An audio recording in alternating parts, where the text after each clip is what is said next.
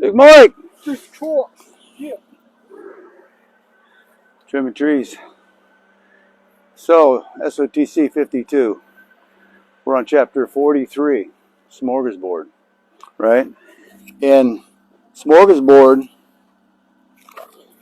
is a title that I use for that chapter.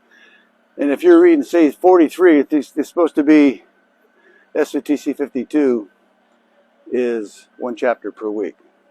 The whole idea of the book is it's a 52-week devotional, 1 year. So this is week 43, Smorgasbord. The reason why we call it Smorgasbord is because the devil has a whole smorgasbord of excuses to keep people from keeping their commitment that they've made to God. And the point that we make in this chapter is, Jesus said, if you don't love me more than basically anyone else, your mother, your brother, your sister, your children, if you don't love me more than them, then you can't be my disciple. Now, there's kind of a nuance there if you check it out. Just because you're not a disciple doesn't mean that you don't get to go to heaven. It just means you don't get to be a disciple. There's tons of people, probably the overwhelming majority, that just want a life without any problems. They don't have any desire to push the kingdom or do great things for God. They just want what I call fire insurance. They don't want to roast in hell.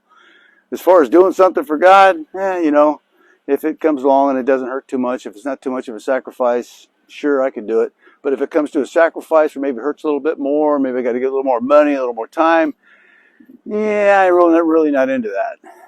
They don't want to be a disciple. Disciple's a follower of Jesus that puts it all on the line, that loves him more than anything. So the Smorgasbord, this week's devotion, points out the fact that people actually think that they can go back on their commitment to God or slough it off if for some reasons they think something's more important than serving God. Like a lot of people will say, I know in the ministries that I've been in over the years, guys will supposed to be just show up and be counted for, and they don't show up. And when you see them, say, "Hey, man, where were you?" They say, "Oh, yeah, little Johnny had a soccer game." So yeah, so I couldn't keep my commitment, couldn't make it because Johnny had a soccer game. And in their mind, they actually think that they're 100% justified because some idiot preacher has told them that the thing that's most important in the whole world is their family. But, that's not true. Devil worshippers take care of their family. There's nothing that says that your family is number one. What it says is that Jesus Christ is number one. And serving him and furthering the kingdom has to be number one. Now, if you don't want to go along with that, that's fine. You could still love Jesus and you could still love your family more than the ministry that he's given you. And you can still go to heaven, but you can't be a disciple. So there's tons of frustrated people out there that are not really moving forward in the way that they think they should. They're not progressing in their ministry for the Lord. And it's because they've never put him as number one in their life. Say, well, Johnny's got a soccer game. I can't make it. The second thing the devil, and again, don't get me wrong. There's hundreds of excuses. That's why it's Smorgasbord. There's all kinds of nice little things on the devil's table that you can pick up. I had to work, or hey, I wasn't feeling good, or hey, I had a friend that I had to go see and talk to. There's tons of excuses on that smorgasbord of excuses that you can pick up to keep from keeping your commitment to God. I just point out in this chapter 43 a couple of the main ones that people use that they really think it's okay to not follow through on their commitments because they're using these excuses. Now, sometimes guys use the family so much. There's Johnny, there's little Mary, there's all kinds of family members that really need attention that takes away is more important than what I'm doing for God.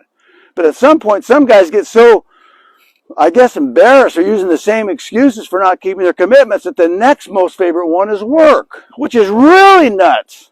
What? If you're working and you're depending on the blessings from God for you to succeed and be successful in business, why in the world would you put that before God when He's the one that you need to bless you? It's the last thing you should do. But again, people that are doing it are thinking, oh, well, it's okay. God knows I need to do this, and that's why I can't keep my commitment. It doesn't work that way.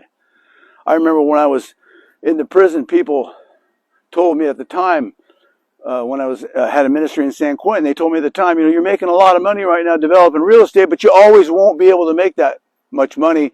You should set aside a fund so your kids can go to college.